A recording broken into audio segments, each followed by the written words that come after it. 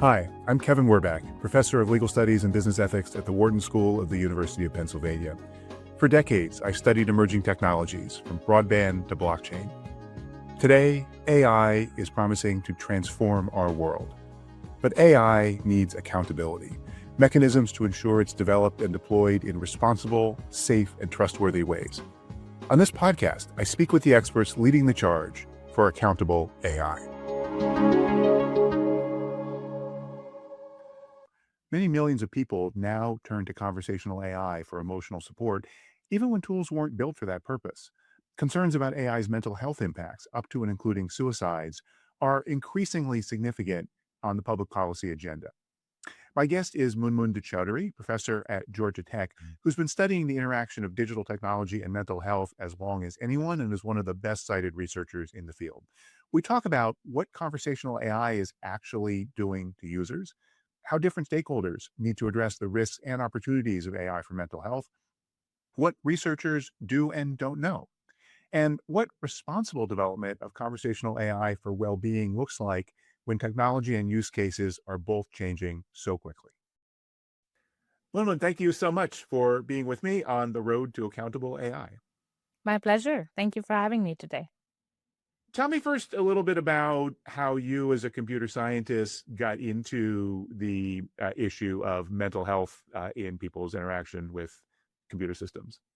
That's a great question. And I would say my story goes back to the times when I was still a PhD student at Arizona State. And I was studying how social media emerged as a new platform for communication. And this was sort of the late 2000s. And, Twitter was a big thing in that era. And I started to look at how sort of the digital traces that people leave behind on these platforms can tell so much about people. But a lot of the focus at that time was sort of understanding communities and populations, not as much about understanding the individual. So by the time I came to finish my PhD and I joined Microsoft Research for a brief while, I started to ask that question: can we actually help individuals with their well-being, with how they're feeling, what they're experiencing in their everyday lives by looking at what they're doing on these platforms? And that brought me close to mental health, because it turns out that a lot of these platforms are used by people when they are feeling in a certain way, right? And that could be what is happening in their life or what is happening around them. And that came to me as an opportunity to explore in the mental health space, but broadly as a spectrum, to think about well-being, think about happiness, satisfaction, all the way to when people are having struggles.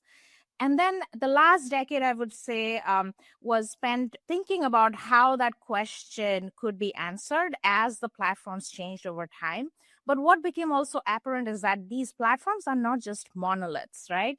They influence our lives in positive and negative ways. And that led to the most recent iteration of my research, which is kind of around understanding what can we understand about our mental health by looking to these platforms, and what influence and impact are these platforms having on our mental health, whether they're helping our mental health, whether they're worsening our mental health, and so on. So that's kind of the bigger story here. Absolutely. So let's just start back with the original social media work. What were you able to find just looking at people's transcripts of their interactions with things like Twitter that was predictive of their mental health outcomes? So obviously there are reasons of mental health when people go to these platforms, right? When we have moments of vulnerability, when we feel struggling in our lives, when we feel lonely.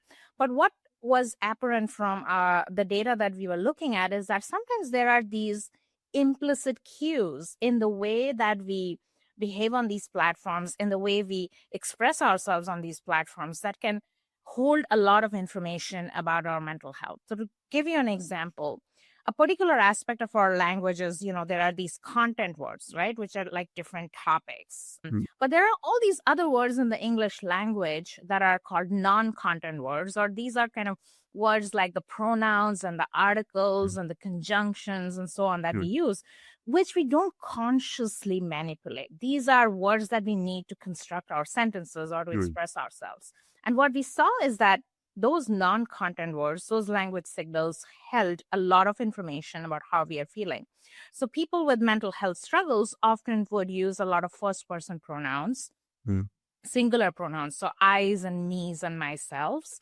And psychologically speaking, that happens when a lot of our focus is inward directed, right? We are thinking about ourselves Mhm. and we are talking about ourselves. And this is something that psychologists have observed to be the case in the speech of people with mental health struggles. So what we started to find is that those kinds of signals in the language could tell us a lot about how people are feeling, not just somebody explicitly saying that they're feeling depressed, which does Mm. happen, but also how they're saying that they're struggling in their life was the real signal there. And broadly speaking, to connect it up with AI, in social media, you're saying something publicly, whereas if you're interacting with a chatbot, then the AI is your interlocutor. Do you see similar kinds of patterns in people's communication in those two contexts? People certainly feel more candid in their interactions when they know that this is a platform that is private. And there are certain kinds of social media that are like that as well. So we looked at, in the past, we have looked at public social media such Mhm. as Twitter, but we have also looked at private conversations that happen on other types of social media, such as Instagram.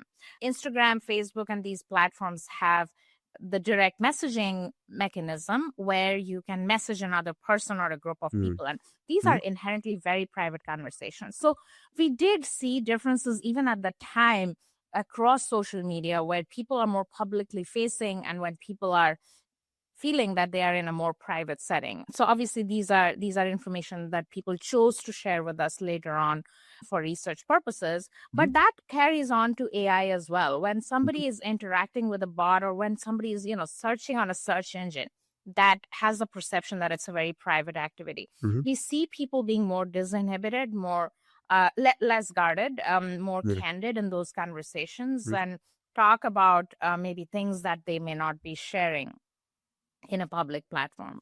But public social media kind of gives us other sets of insights which you don't see sort of in these private AI interaction contexts. For Mhm. instance, how does a person engage with the larger community and how do they socialize with others? And those are a unique set of signals that you see in the public context. So, yeah, to your question, a lot of these behaviors do shift when we are talking about human AI interaction.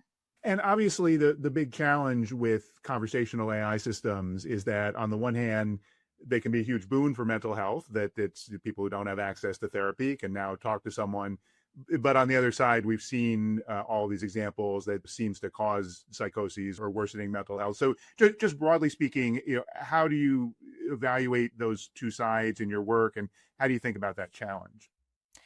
It is truly a double-edged sword. That's how I think about it. And none of these technologies are sort of all good or all bad, Mhm. whether it's social media or conversational AI.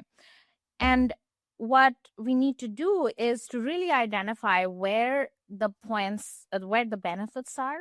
Can we quantify them? Could we understand them in a more systematic, principled way? And the Mhm. same goes for the harms and the risks. Mhm. Where are these platforms failing to, serve our mental health? And can we quantify? Can we identify those situations? And then the question is this trade-off, right? And even for the same person, it's not a matter of AI works for some people and doesn't work for some people or harms some people.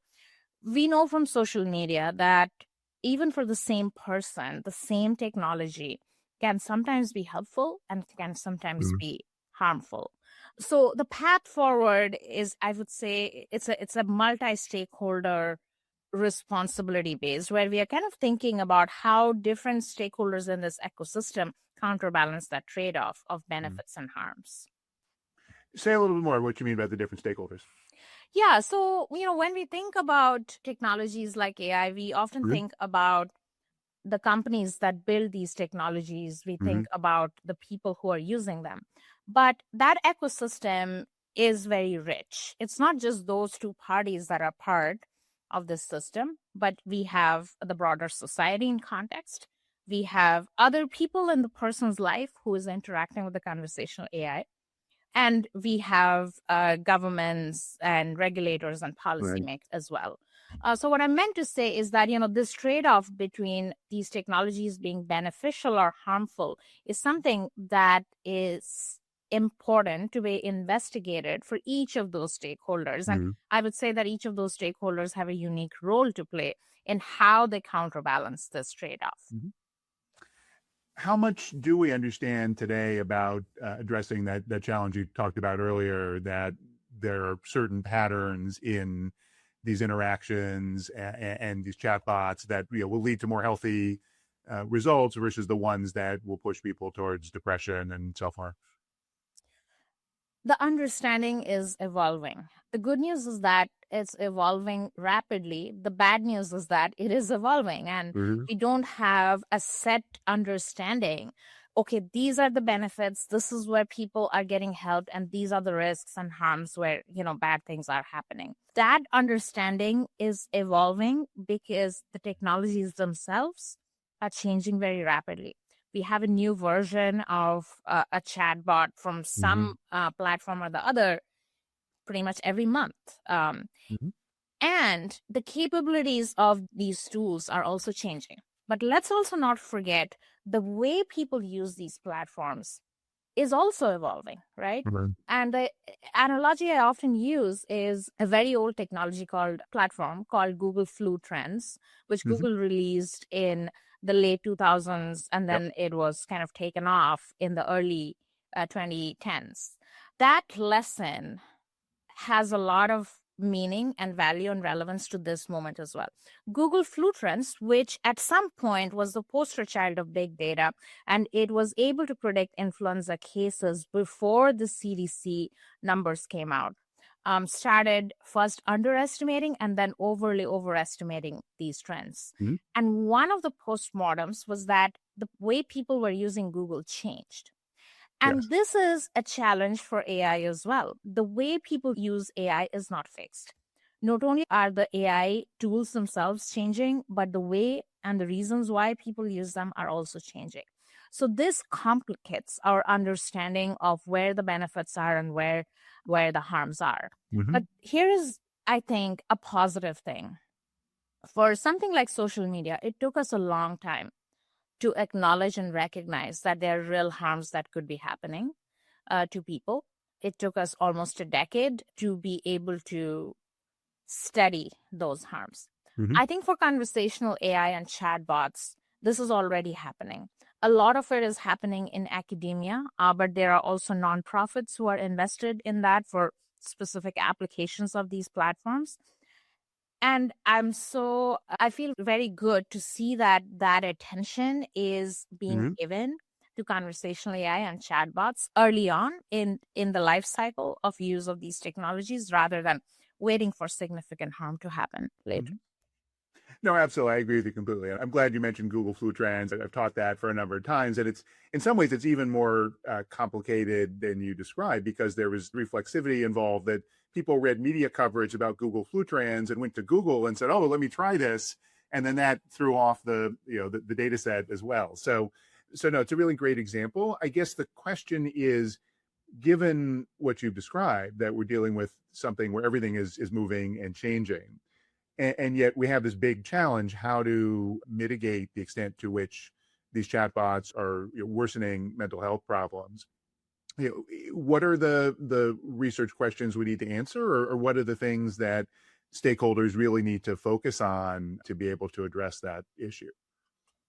So I think we need some standards, right? And Yeah. we see that in the non-tech sectors, widely speaking, right? We see that in pharma, we see that in medical devices, where there are industry standards, and any product that is or artifact that is developed Mhm. needs to meet.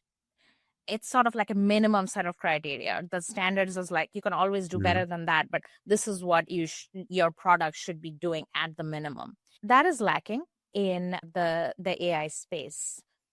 So that is something that'll be needed, and that'll be particularly relevant from the tech company's perspective. Of course, Mhm. this makes the assumption that the tech companies as a coalition would come forward and develop what those industry standards could look like. Again, it happened for pharma and other Mhm. industries. So that is something that I would say is focused more on the tech company side. The other thing I would say is, tech companies, it'll be useful for them to acknowledge and recognize that well-being is an important criteria, even from their bottom line perspective. Mhm. Oftentimes that is not given as much importance compared to other facets of a Mhm. product that might impact the bottom line or the next quarterly revenues or profits of a company. But if the users are not feeling well, then people are going to abandon the platform sooner or later. So I Mhm. would love for the companies to consider well-being as an important aspect of how they operate. Speaking of stakeholders such as our society or the people who use these platforms, I think we need AI literacy.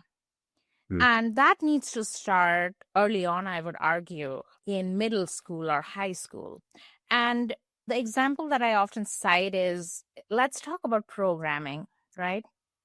When a lot of the previous generation was growing up, we all said that programming is such an important skill set that we want kids to learn it from early on, because it's not just about the actual activity of writing the Mhm. code, but it's also about helping develop Mhm. analytical thinking, logical ways to proceed and analyze situations and problems, and these are important life skills. I think we need something like that for AI as well.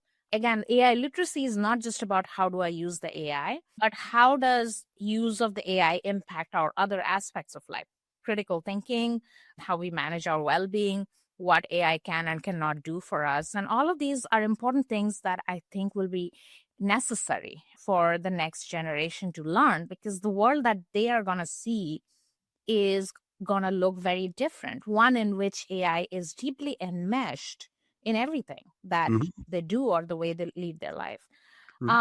And that means that, as caregivers, as parents, Mhm. as teachers, as college professors, we all have something to do in that space and in how we help the next generation of people work with AI, not abandon AI, not Mhm. totally give up or surrender to AI. But what are good ways to use AI? And mental health is a great example of that. Like, when is AI and a conversational AI good for mental health help, and when is it that people need to defer to other people for getting Mhm. getting help? And then finally, governments and policymakers. Mhm. We can turn to Europe, for instance, where we see that there is a lot of effort in a top-down fashion from coming from policymakers, and in terms of holding the technologies accountable to the harms that they might be causing to people. And while that is not happening in the United States at the moment, but this Right. is something that will be needed, in my Mhm. opinion, going forward, along with those other approaches that I talked about. And again, any one of those is not gonna address the challenge that we are seeing or the moment that we are passing through. I think we need all of us to work Mhm. together and adopt different strategies. Related specifically to the next generation, many of these cases, at least the suicide cases where people are suing AI companies, involve teenagers or young people. How different is the mental health context of adolescence? What are your thoughts on the notions that we should restrict access to some of these technologies at certain age levels? And more broadly, how do we confront that challenge? Yeah, so I would mention that Australia is one of the Mhm. countries who has adopted a social media ban, and many countries are hoping to Mhm. follow suit. So I am actually on the advisory board of the Australian government's Mhm. e-safety panel. And I would say that, we are waiting to see how that pans out. And that'll be Mhm. a very valuable lesson Mhm. for other kinds of technologies, and whether this kind of age-based restriction or other forms of ban can actually help. For instance, in the state of Georgia, a lot of the public school systems are implementing cell phone bans. Mhm. And this is happening in a number of other states Mhm. in the US as well. So again, I feel any regulation or policy that is implemented like that, we need to pay very careful attention to whether implementation of that policy is actually having the intended effects. Mhm. And I would say that we need to go at it with an open mind, because at least the preliminary evidence shows that it is very complicated.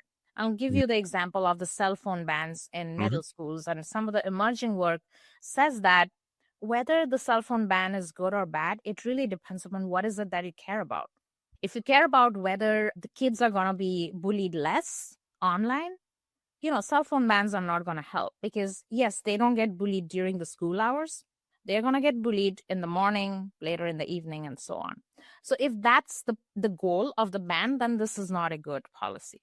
But if the goal is, let's have the kids pay more attention to the teacher and socially interact with each other during school hours, then the cell phone ban makes a lot of sense, and it can have positive effects. So as we think about these types of policies of bans or age verification and so on, we need to pay very careful attention to what is it that we are hoping to achieve with this policy. Because Hmm.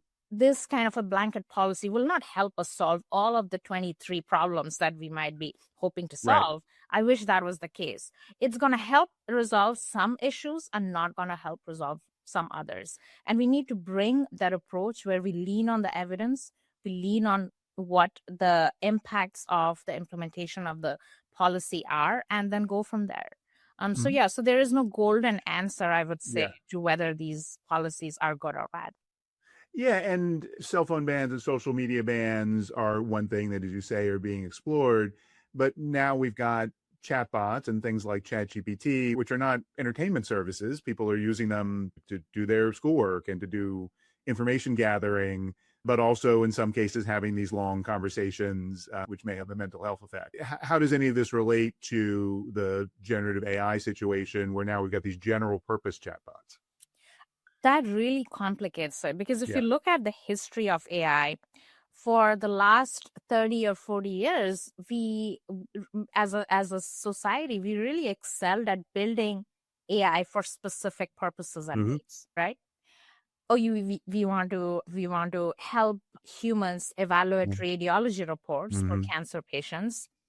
Let's build a custom AI Yeah. for that only can read radiology reports. And we found that that can be pretty good. I mean, there are studies that show that the efficacy of these AI models that can detect, let's say, cancer cells from a radiology report can work at par with human radiologists. But all of this changed with the generative AI paradigm, where we are talking about these general purpose AI, which flips the whole pyramid, that, Hmm. we are making these AI more and more niche and more specialized. Now we are saying that maybe it's an AI that is not going to be Hmm. amazing at everything, but it's going to do reasonably Hmm. well in, a number of different tasks. The way this poses a problem is now these benefits and harms are very much task dependent, or how Hmm. somebody is using these platforms depend on that. And mental health is a great example, right? I mean, none of these platforms were actually designed Hmm. to help a person with mental health struggles. Although I would say that there are now companies who are trying to build therapy bots Yeah. and so on. So I'm not talking about those per se. I'm talking about the general purpose conversational AI tools, which can do a number of different Yeah. things, from being a kid's homework buddy, to being a soulmate, Hmm. to being a counselor during mental health struggles, and everything in between. And it poses new types of challenges, because now we don't know how somebody is going to use the Hmm. platform, and when we don't know how they're going to use the platform, we don't know where the harms and benefits may lie. So this is part of the larger issue, that we are having sort of these general purpose monoliths, and we as users of these platforms have very little understanding of how it helps us. It caters to a variety of Hmm. different tasks and needs and questions that we might have, and that lack of transparency and lack of understanding further complicates how we navigate this issue. Hmm. What is the research agenda for scholars like you in this area to understand those mental health issues around these general purpose chatbots? Yeah, so I would say that there are three different directions. One where there's a lot of interest already, and I mentioned earlier that it's great that academics are working to Mhm. uncover these harms and True. risks. And that needs to continue. As I said, these issues are evolving, these technologies are evolving. So we continue to invest. It's not going to be like day after tomorrow, we would have figured out all the possible harms of these tools. And now we can close that research program, move on to the next one. I wish that was the case, but it is not going to be the case. So we need to continue to look at and probe that space. And there are a few different ways to go about it. There's theoretical work that is happening from researchers on proposing, let's say, a framework or a taxonomy of harm so that somebody coming into it can have a general sense Mhm. of where these things land when somebody uses these tools. There's also work on what is known as red teaming, and red teaming Mhm. is the concept of adversarially using these tools in a way that would, uncover where the pitfalls are. So both of those things need further investment going forward.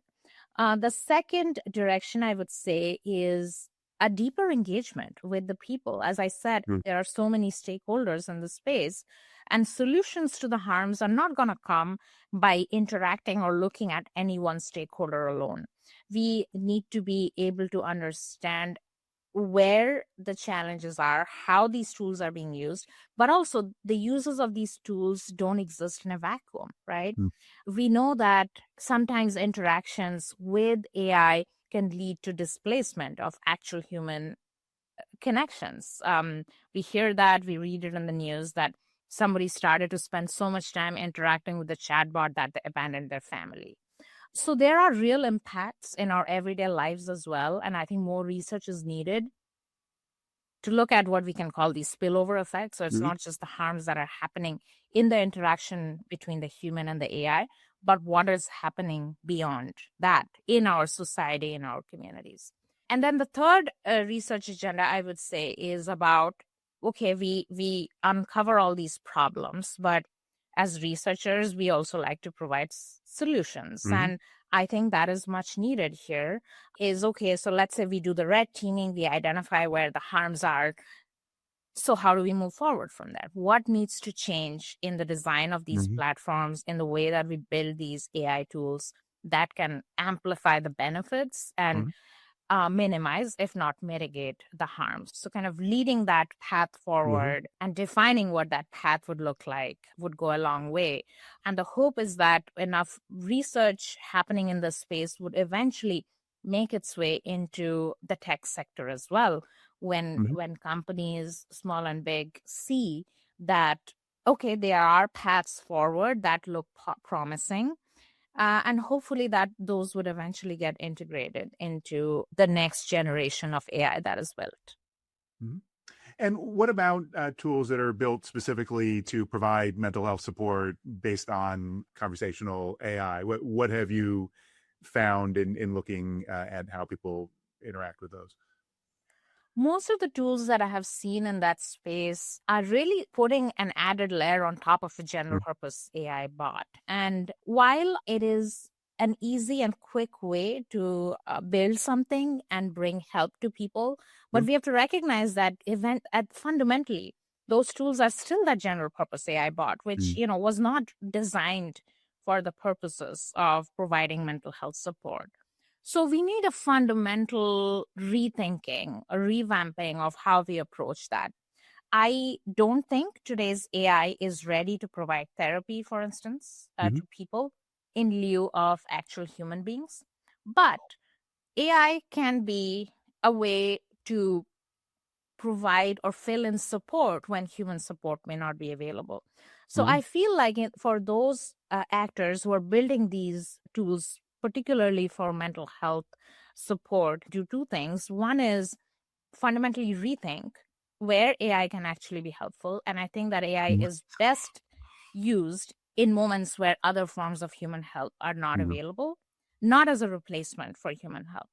And then the second thing is how can these foundation models be built ground up with principles from the mental health space, principles of Mhm. psychotherapy, principles of how humans support each other.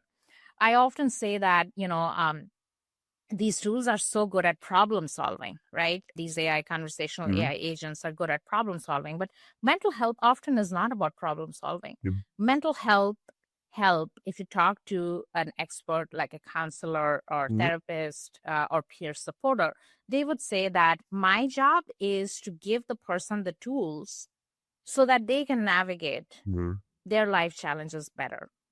So Mhm. my question for those actors who are building mental health AI is that, can AI take on that role? Instead of being True. a problem solver, what would it mean for AI to provide the human being with the tools that they need to empower themselves to better take care of their mental health? Well, that's actually a great place to land on. That's the challenge going forward. Thank you very much for being with me. Thank you so much for having me. This has been The Road to Accountable AI. If you like what you're hearing, please give us a good review and check out my Substack for more insights on AI accountability. Thank you for listening. If you want to go deeper on AI governance, trust, and responsibility with me and other distinguished faculty of the world's top business school, sign up for the next cohort of Wharton's Strategies for Accountable AI online executive education program, featuring live interaction with faculty, expert interviews, and custom-designed asynchronous content. Join fellow business leaders to learn valuable skills you can put to work in your organization. Visit execed.wharton.upenn.edu/ACAI for full details. I hope to see you there.